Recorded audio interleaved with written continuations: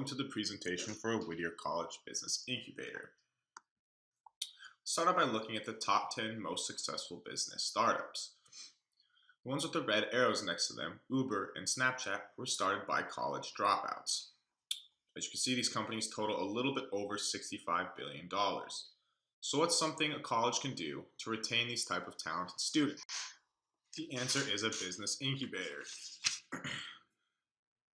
A business incubator is a space that provides assistance to entrepreneurs and startups. The services they offer are legal advice, strategy and management planning, access to technology, facilities for meetings, and exposure to investors. Business incubators have several different models. The first one is with walls. This is the traditional business incubator with facilities and on-site management.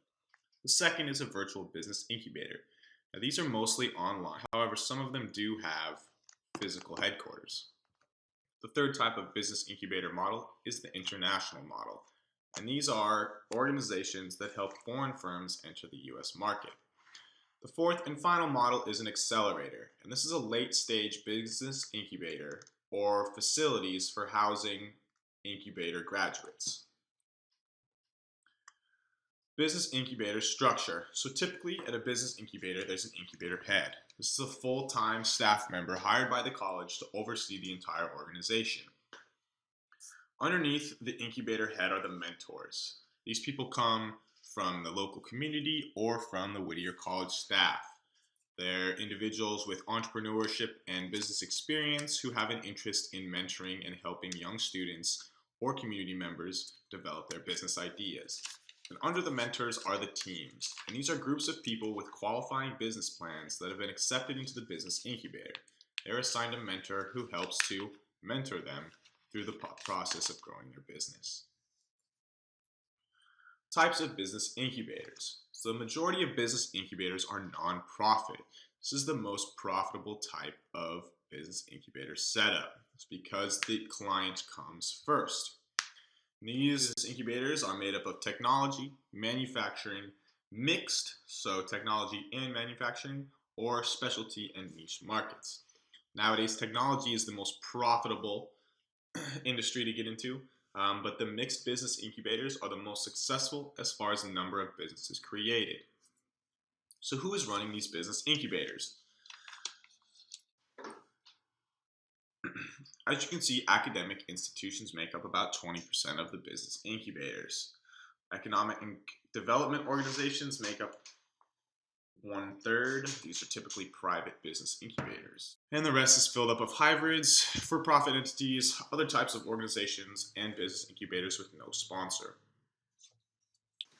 Statistics on incubator success. So it's no secret that a business incubator can double the chance of a business's survival. The National Business Incubation Association found that for every 50 jobs created by an incubator, there are another 25 jobs created in the community. So that's a total of 75 jobs that didn't exist before the incubator was created. And a study done in North Carolina found that 88% of business incubator graduates remain close to the incubator with their businesses helping to benefit the local community. Another case study was done in New Mexico. Between 2007 and 2010, a little bit under $550,000 was invested in 5 different business incubators. 2 of these 5 incubators were college-based, one on the campus of New Mexico State and the other at San Juan College. This study saw that the investment generated significant returns, with a gross return of $156 million. With New Mexico getting $13 million of that in taxes in 2011. There are several characteristics that make up a successful business incubator.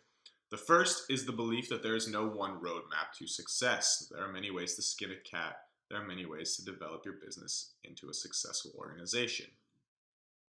The second characteristic is top business incubators share the management processes. They typically encourage an exit strategy. They assess their clients' cultural compatibility. So how well are they going to fit into the personal goings-on at the business incubator?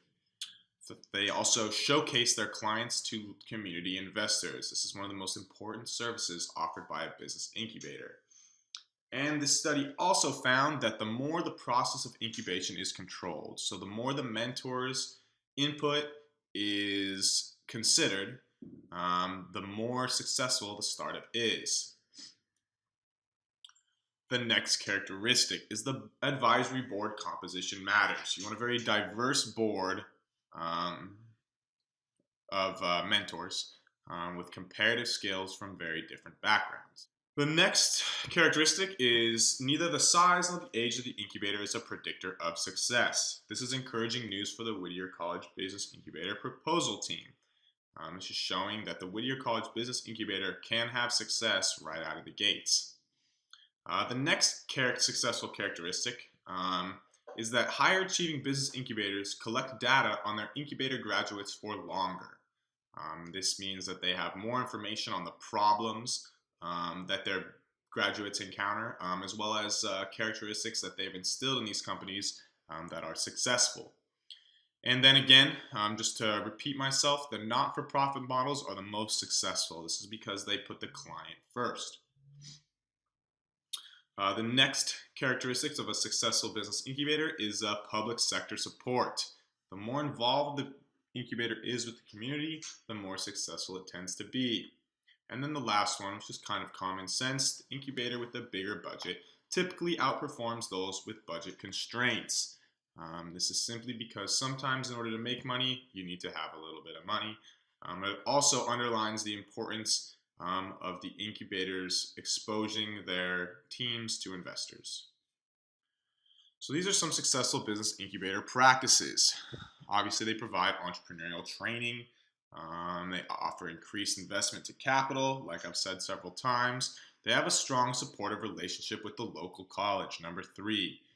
With our incubator being placed on Whittier College campus, and with the hopeful addition of a partnering curriculum, we take care of 2 of the top 3 successful practices. The next is strong mentor programs. Like I said before, these are the people that are helping the businesses develop, so with their knowledge is key. Next is production assistance. Successful business incubators help with every stage of the process, including R&D, prototype, and engineering systems. A great example of a successful business incubator is at Chapman University, the Chapman Launch Labs. Chapman Launch Labs, they have 60 plus members from the community. They have a partnership with a private LA-based business incubator called K5. They just opened up last year, state-of-the-art facilities with meeting rooms, technology rooms, video conference rooms, a computer lab, and offices for teams. The main difference between Chapman and the Whittier College Business Incubator model is Chapman's has a significantly larger operating budget. And if we go back to the successful characteristics of a business incubator, the last one was business incubators with the larger budgets are oftentimes more successful. Despite that, I still strongly believe that the Chapman Launch Labs is a business incubator that Whittier College should strive to emulate. So why should we establish a business incubator at Whittier College? Well, the first one is it enhances the business department curriculum. This is the largest major on campus, and it will show the students that the college is sensitive to trends in students and their choices of field of study. It will also increase community involvement and the mutual benefits that go along with that. Students will have access to local businesses, possible job offers, and the community will be able to access the Whittier College resources as well as staff knowledge. A business incubator will also help to attract and retain new students. Back to that first slide. If the creators of Snapchat and Uber had had access to a college business incubator, maybe their businesses would have developed in that platform. And then lastly, the business incubator shows the Whittier College students that the school is willing to adapt their curriculum to current economic trends. Now, these are some of the general steps each one should take to establish a business incubator. Right now, I believe Whittier College is somewhere between stage 0 and stage 1. We have management buy-in and commitment. We have interest from students on campus. We are just waiting for the business incubator to become formalized and the business incubator head to be hired so we can begin to move forward with the creation. This is a tentative timeline for this school year. We wanted to establish an entrepreneurship club, which we have already done. We've already researched, and this is the presentation on the incubator feasibility. We also need to then develop a curriculum for entrepreneurship that goes hand in hand with the business incubator. Attached to this presentation is a comparison of Chapman's curriculum to our curriculum as it relates to business. And then lastly, which we have begun to do and are in the process of doing, we need to connect the various on-campus organizations together. This includes the Career Center, other academic departments, and faculty members with a specific interest in mentoring student entrepreneurs. For next school year, the 2016 and 2017 school year, we hope to hire an incubator director. This person will be able to oversee the mentor recruitment from the community and staff.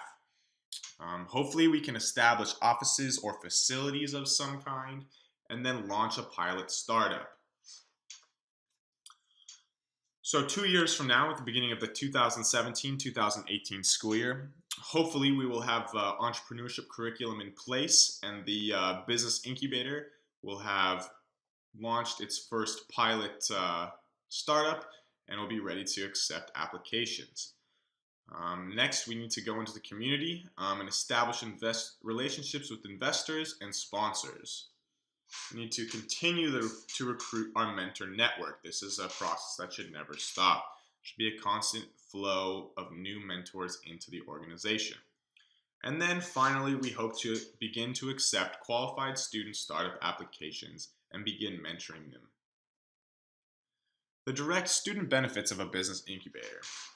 It provides job, internship, and career opportunities, which in today's day and age are becoming more and more rare.